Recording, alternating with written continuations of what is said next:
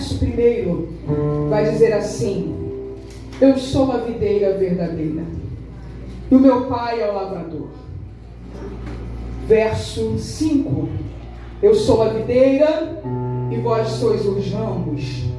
Quem permanece em mim e eu nele, esse dá muito fruto. Repita comigo: muito fruto. Muito fruto. Porque sem mim nada podeis fazer. Aleluia. Verso 6: se algum homem não permanece em mim, ele é lançado fora como um ramo e murcha, e os homens os recolhem e lançam no fogo, e eles são queimados. Verso 7, para encerrar: se vós permanecerdes em mim, e as minhas palavras permanecerem em vós, pedirei tudo o que quiseres ao Pai, e vos será feito. Feche os teus olhos mais uma vez. Graças te damos, ó Pai, por aqui. O livro de João, que nós acabamos de ler, aqui nesse relato do Evangelho, no capítulo 15, nós vamos ver que o que João está escrevendo, o que João está falando, é uma citação do próprio Jesus. O que Jesus está falando, João agora está trazendo escrito em seu relato do Evangelho. É bem verdade, eu acho que todos sabem disso, que não existem 4 evangelhos, não. Tem gente que fala Evangelho de Mateus, de Marcos, Evangelho de Lucas, Evangelho de João. Na verdade, é um hábito que a gente tem de repetir, mas na verdade não existem 4 evangelhos. Existe um evangelho, Evangelho de Jesus Cristo, relatado por Mateus, relatado por Marcos, por Lucas e por João. Apenas um evangelho trago dentro da visão de 4 pessoas. Trago de uma forma de linguagem ou fala de 4 pessoas distintas e diferentes.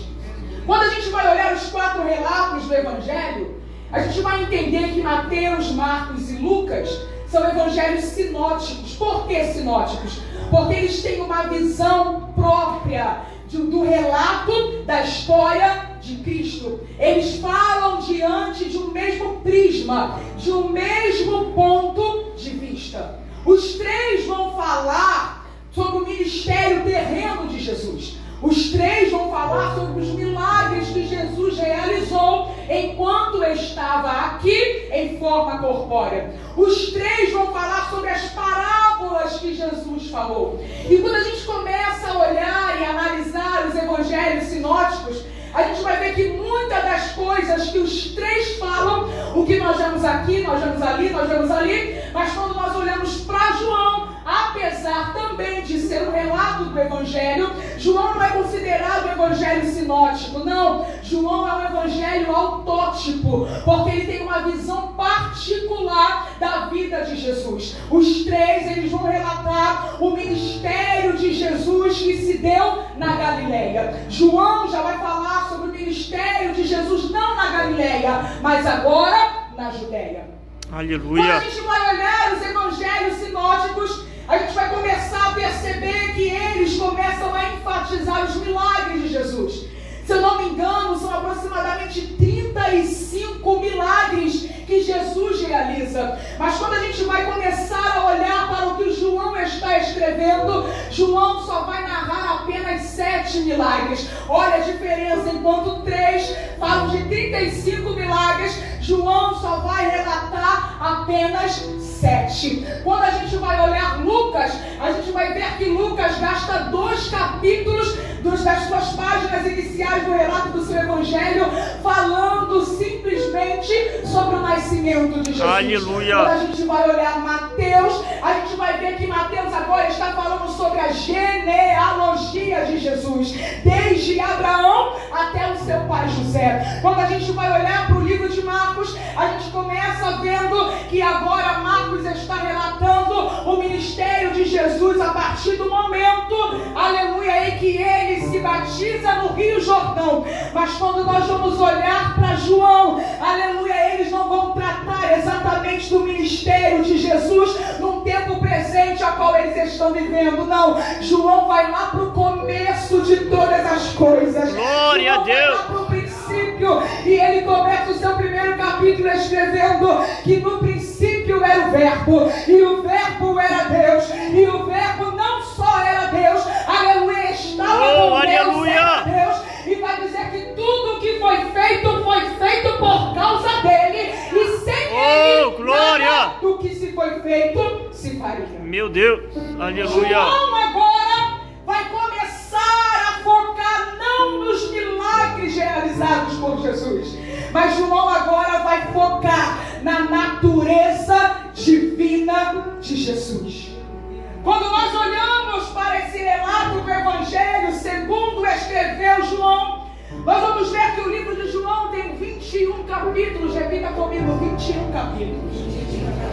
Quando a gente começa a ler, a gente vai ver que já no 11º capítulo, João já está falando sobre os últimos dias do ministério de Jesus na face da terra. Capítulo 11 é exatamente o capítulo em que vai dizer que Jesus agora ressuscita o seu amigo chamado Lázaro. Quando a gente olha e vê esse capítulo 11 do livro de João, aleluia, do Evangelho segundo escreveu João, a gente vai ver que naquele exato momento, dentro daquele contexto em que Jesus está agora ressuscitando a Lázaro, a Bíblia vai dizer que os principais dos sacerdotes, depois que veem que Jesus ressuscitou, depois que vem a multidão impressionada com o milagre que aconteceu, a Bíblia vai dizer que eles se reúnem entre si, e o verso 48, se eu não me engano, vai dizer assim, que eles falavam entre si dizendo: não podemos deixar esse homem prevalecer, porque senão, aleluia, ele ganhará seguidores e nós perderemos o nosso lugar no meio do nosso povo. Entenda uma coisa, não é de hoje que tem gente que está querendo abafar Jesus para permanecer com cadeira cativa. Oh meu Deus do céu, mas deixa que isso é tema para outra pregação. Eles estavam dizendo: a gente tem que abafar Jesus, a gente tem que parar Jesus, e a Bíblia vai dizer a partir do versículo 53, se eu não me engano, que agora eles procuram ocasião para matar a Jesus. Ali agora no capítulo 11 do Evangelho segundo escreveu João, é sentenciado os últimos momentos do ministério de Cristo na face da terra. Quando nós olhamos o capítulo 12, nós vamos ver que Jesus agora está em um jantar.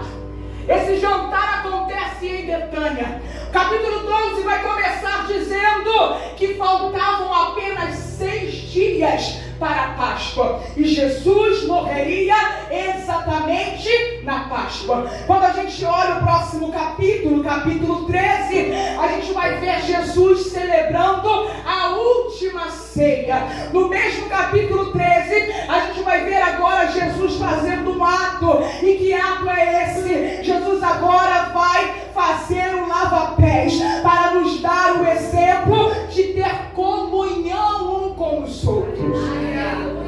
Acaba o capítulo 13, Jesus dá a última ceia, Jesus faz o lava-pés, entramos no capítulo 14. E agora nesse capítulo 14, Jesus vai começar a ensinar, a falar com os seus discípulos a respeito de uma orientação para a vida eterna. Jesus vai começar o versículo 1 do capítulo 14 dizendo: aleluia, não se turbe o vosso coração. Credes em Deus, mas credes também em mim, porque na casa do meu Pai há muitas moradas. Aleluia, eu vou, mas eu voltarei para mim mesmo, para que onde eu estiver, estejais vós também. Jesus está agora orientando e dando a nós uma esperança de vida eterna. E nesse capítulo 14 nós podemos entender que enquanto a esperança de vida eterna não se concretiza, aleluia, Jesus vai dizer que enquanto isso não acontece, não se preocupem, porque enquanto vocês estiverem aqui, vocês não estão sozinhos, porque o Espírito Santo, o Consolador, ele permanece conosco todos os dias. Jesus acaba o capítulo 14 e a Bíblia vai dizer que Jesus agora, terminando, encerrando o discurso, ele fala com os seus discípulos: vamos sair daqui.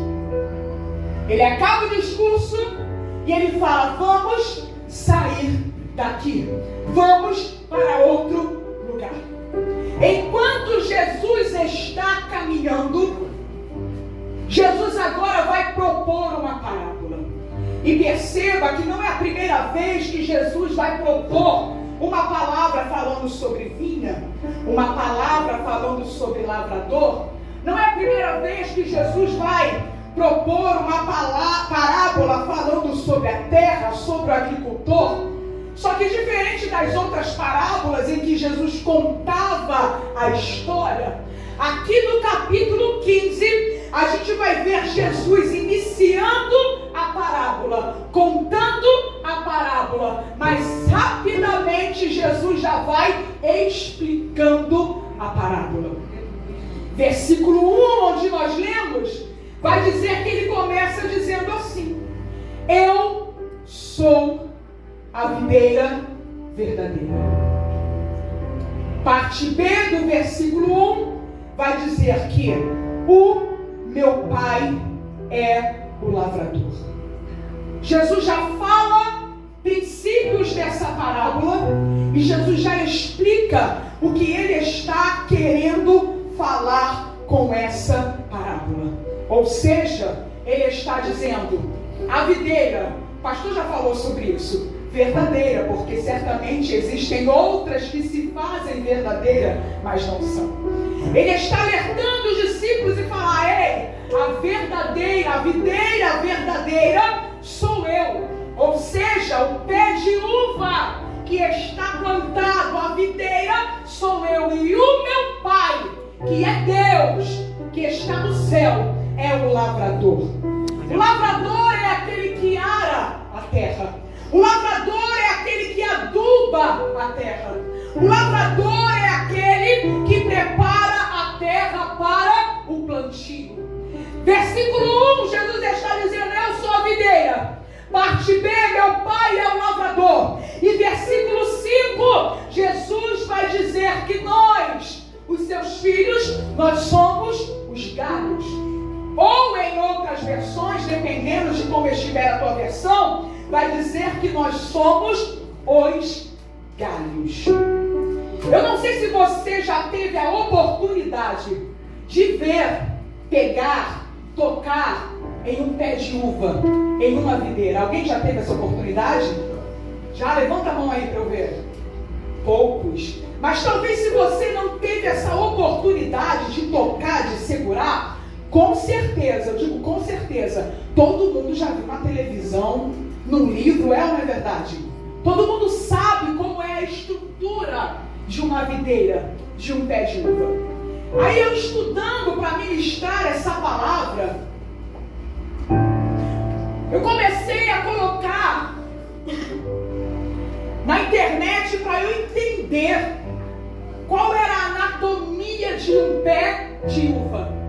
Porque a gente precisa entender, assim como Jesus fazia, ele pegava coisas terrenas e falava em parábolas para que fosse de um melhor entendimento. Eu não poderia vir aqui e começar a pregar para vocês sobre um pé de uva sem ao menos entender como funciona a anatomia de um pé de uva. E quando eu comecei a ler aquele relatório que estava escrito ali naquela reportagem, eu comecei a ver e a observar que, diferente das outras árvores frutíferas, que o tronco é um tronco grosso, é um tronco robusto, a videira, o pé de uva, ele não possui essa característica. O pé de uva é um pé fino, muitas das vezes retorcidos, não é algo bonito, algo inteiro, algo grande, algo e fica encantado. Não. O pé de uva não é assim. Quando a gente olha para outras árvores, a gente vai ver que as outras árvores possuem copas cheias de folhas frondosas. O pé de uva também não é assim. Quando a gente vai olhar para outras árvores frutíferas, a gente vai olhar mangueira, goiabeira, jabuticabeira, deixa eu ver alguma outra árvore, jaqueira. A gente vai começar a perceber que essas árvores, além de serem grossas, elas são altas. Aí eu fui ver que estava escrito na reportagem que o pé, a videira, o pé de uva não é uma árvore muito alta. Ela possui 1,20 m, 2 metros, 3 metros no máximo, porque precisam ser formadas as barreiras. Aí vai dizer lá no estudo que eu li que apesar dessa planta, quem olha pode achar até que é uma planta fraca, porque não tem robustez. Quem olha vê que ela não é uma planta tão alta, não é uma árvore tão alta como as outras árvores. Vai dizer no estudo que eu li que a planta, o pé da videira, possui 2 tipos de raízes. Primeiro vai falar que são as raízes horizontais, aquelas que se espalham sobre a terra. Essas raízes que são horizontais, o estudo que eu li vai dizer que não são raízes profundas, não. Essas raízes possuem 30, 60, 90 centímetros apenas, raízes tão superficiais que se alguém colocar a mão e puxar, consegue arrancar. Só que apesar de ter essa raiz superficial, o estudo estava dizendo que a videira, ela possui uma raiz principal, e essa raiz principal, apesar da árvore não crescer muito, no máximo 3 metros, ela pode atingir a raiz até 20 metros de profundidade. E aonde eu li estava dizendo, e quanto mais a raiz penetra na terra, mais ela absorve nutrientes. Quanto mais a raiz penetra na terra, mais aquela videira é fortificada. Glória a Deus, aleluia, Jesus. Quem olha de fora pode achar que o galho é fraco. Quem olha de fora pode só ver as raízes superficiais. Meu Deus. Entenda uma coisa, Jesus está dizendo, eu sou a videira verdadeira. Tem muita gente que está olhando de fora e não está valorizando a árvore, porque a árvore não tem muita aparência. Tem muita gente que está olhando de fora e está descredibilizando a árvore, porque está olhando só a raiz superficial. Mas quem tem intimidade e conhece as características da videira, entende, aleluia, que a raiz é profunda, e quanto mais ela se aprofunda na terra, mais nutriente ela traz para a nossa vida. Meu Deus, aleluia. Até rejeitam a videira, até descredibilizam a videira, mas quando precisam, eles sabem para onde correr. É verdade. Jesus está dizendo, eu sou a videira verdadeira. Outra coisa que eu estava lendo nesse documentário, e muito interessante que eu aprendi, é que o galho, mesmo estando ligado na videira, entenda uma coisa, o Espírito Santo falou tão tremendamente a esse respeito ao meu coração. Eu li lá, olha, que o galho mesmo ligado na videira, se o galho for novo, ele não tem a obrigação de frutificar nos primeiros anos. Eu vou repetir isso aqui para você entender e não trazer embaraço na tua vida. A videira já foi plantada, a raiz já está fincada, mas o galho que é novo, ele não tem a obrigação de frutificar nos primeiros anos. Entenda uma coisa, Jesus é a videira que está plantada, a terra é boa, a terra já foi preparada, porque, aleluia, o lavrador já trabalhou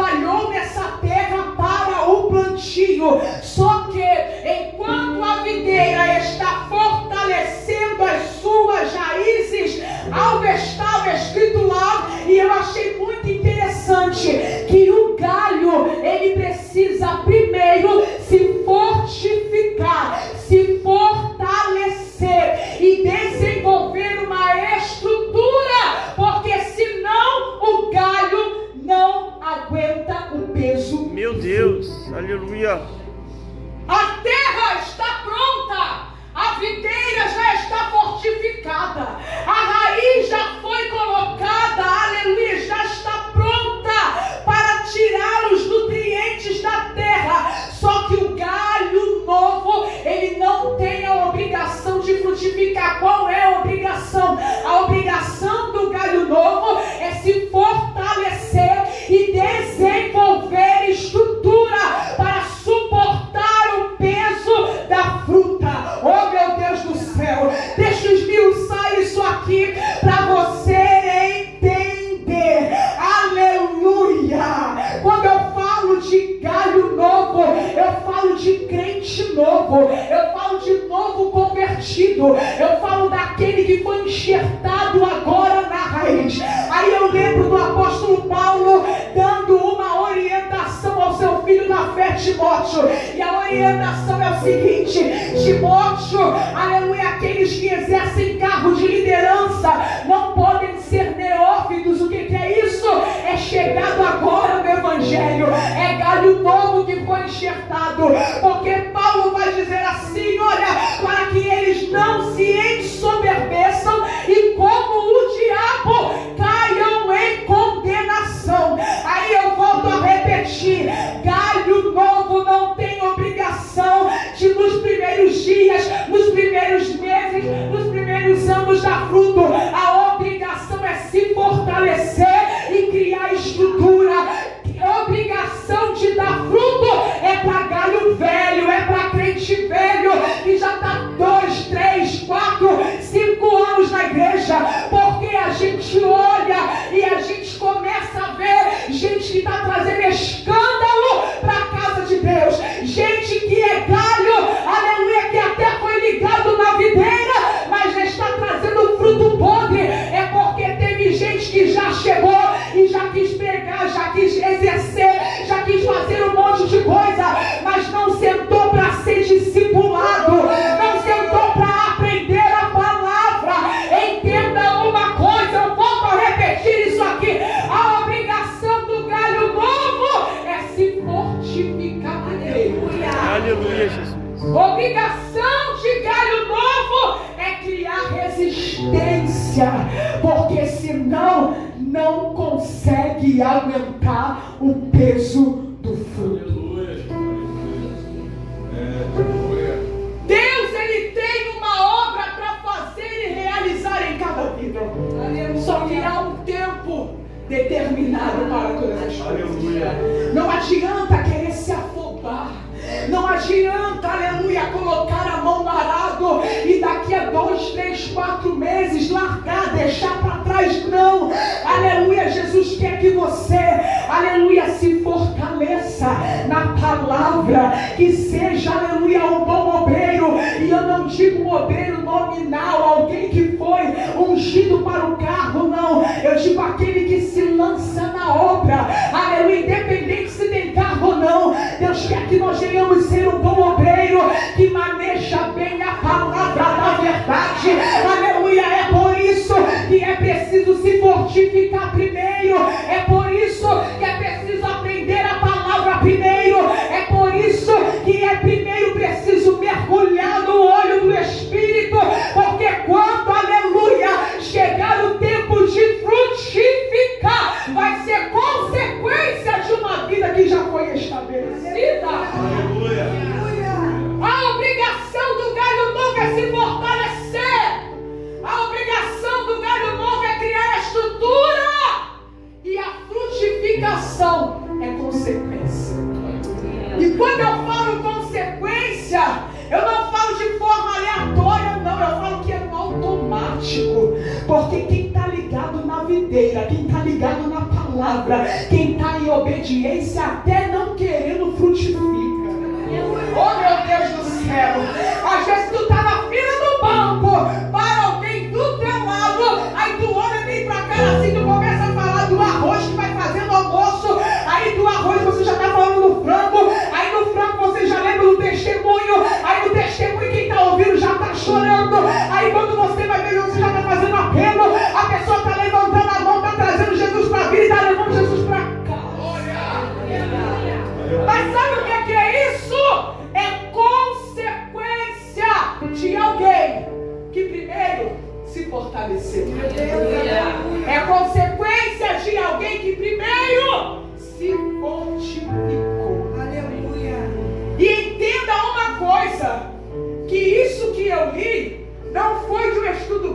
Não.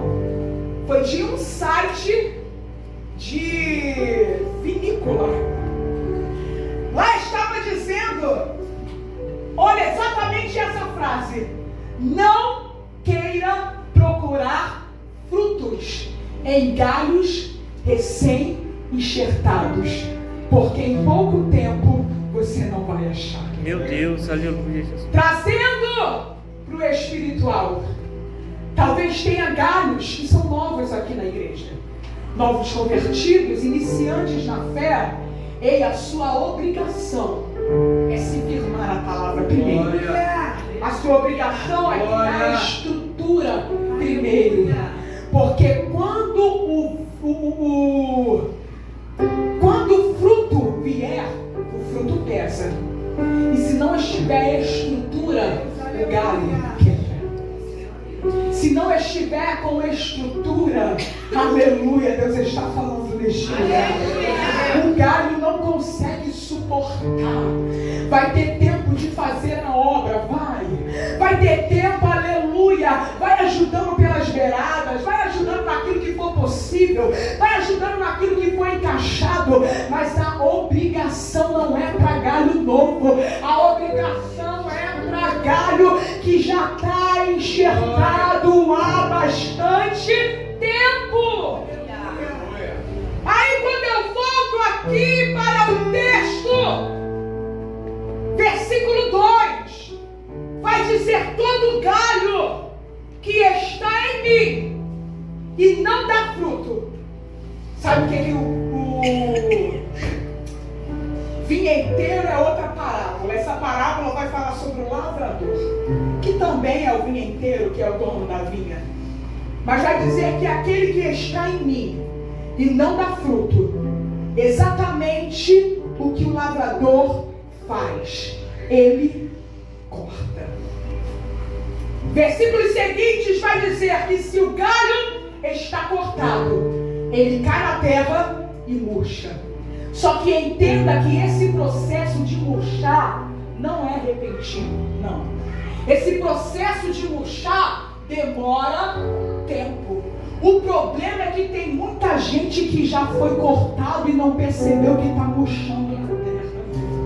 Continua cantando, continua pregando, continua evangelizando, continua com o microfone na mão, mas já está caído na terra e já está murcho há muito tempo. Porque, aleluia, a queda veio, não percebeu. Esse ato de ficar murcho não é algo que acontece na hora, é com o tempo. E Satanás, ele é tão estratégico que ele consegue minar e trabalhar na mente para que a pessoa esteja no pecado achando que está certo, para que a pessoa viva uma vida fora da palavra e ache que permaneça, que pode permanecer do mesmo jeito, que não tem problema. Mas uma coisa eu tenho para dizer para você nessa noite: pode até estar caído, pode até estar murchando, mas não está seco. Mas se tiver arrependimento, o Espírito Santo pode pegar de novo, aleluia, e fazer um enxerto na videira, porque está murchando, mas ainda não está seco. E se não está seco, ainda tem um pouquinho de vida. E enquanto a vida ainda há esperança. O problema é se permitir ser cortado, é se permitir continuar murchando, e dali em diante não vai ter mais jeito. A única coisa que serve é para lançar no fogo. Verso 2: o ramo que está em mim e não dá fruto, corta. Mas vai dizer que se o ramo estiver em mim, dando fruto, poda. Quem não dá fruto, a única coisa que tem para fazer é a corta. Mas quem está nele, oh aleluia, dá glória a Deus, amigo. Glória a Deus. Quem está nele e ainda está dando fruto, a Bíblia vai dizer que o lavrador corta. Lembra que eu comecei dizendo que Jesus é a videira, o Pai, o lavrador, e nós somos os galhos. O problema é quando a gente entende e quer fazer a função que não nos cabe. Porque a gente precisa entender que a gente é galho. Só que tem vezes, e a maioria das vezes é assim, a gente quer fazer o trabalho do lavrador. O lavrador, ele tem que arar a terra, ele tem que preparar a terra. E perceba que o lavrador, ele tem instrumentos especiais para mexer na terra.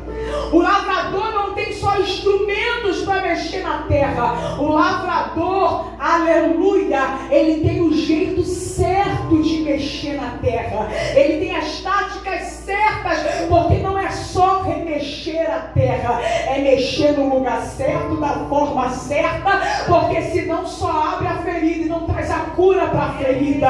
O problema é que a gente esquece que é galho e quer fazer o papel do lavrador. Só que entenda, eu não tenho ferramenta nem para trabalhar na minha vida, quanto mais para trabalhar na vida de marido, de filho, de mãe, de pai. Deixa que isso é papel do lavrador. Ou então a gente não quer fazer o papel do lavrador, mas a gente quer fazer o papel da videira. A videira, ela faz simplesmente isso, olha, ela ampara, ela sustenta, ela suspende, ela traz nutrientes da terra através da raiz e manda para os galhos. Tem muita gente que está fazendo, querendo fazer, aleluia, igual a videira, quer amparar todo mundo, quer dar suporte para todo mundo, quer dar sustentação para todo mundo, e esquece, aleluia, que essa orientação e essa capacitação somente a videira tem. A gente se ora um pelo outro, a gente ajuda um ao outro, mas se nós começarmos a querer fazer o papel da videira, vai ter uma hora que vai dar ruim, porque a gente não vai aguentar o sobrepeso da carga. Entenda uma coisa, aleluia, Deus me trouxe aqui para te dizer que você não é lavrador, que você não é videira, aleluia, você é galho, e aprenda e se contenta em ser galho. Meu Deus, aleluia, Jesus. A única obrigação do galho, eu volto a repetir, é se fortificar e criar estrutura para começar o processo da frutificação. Aleluia! Crente que é galho há 5, 10, 20, 50 anos e não consegue se fortalecer, a fofoca quebra. Crente que é galho há muito tempo e não consegue criar estrutura, qualquer coisinha que acontece na igreja é suficiente para quebrar, e não precisa de intervenção do diabo não. Sabe o que é isso? É crente que não se fortaleceu, é crente que não criou estrutura emocional e estrutura, aleluia, psicológica, espiritual, para aguentar o peso do processo. É preciso aprender a criar estrutura.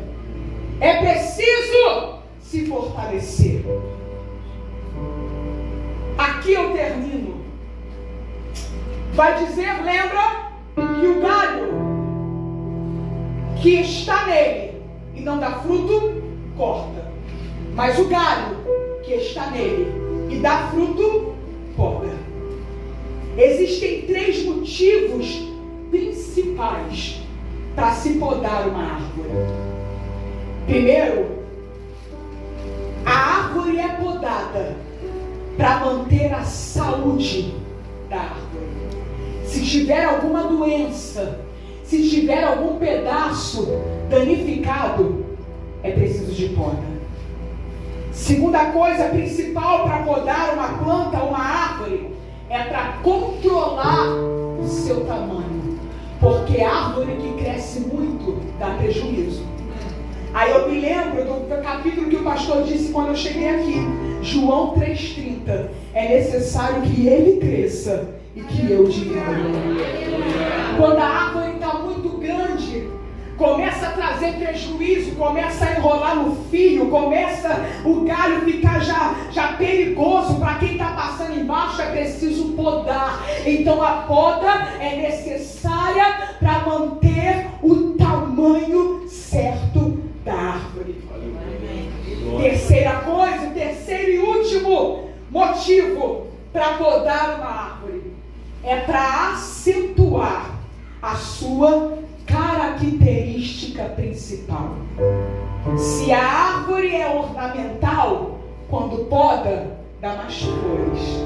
E se a árvore é frutífera, quando poda, dá mais frutos.